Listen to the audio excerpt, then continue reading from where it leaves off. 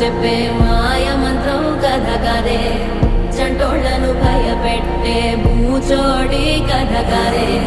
తాత ముత్తాతమ్మల భూతాల కథ కదే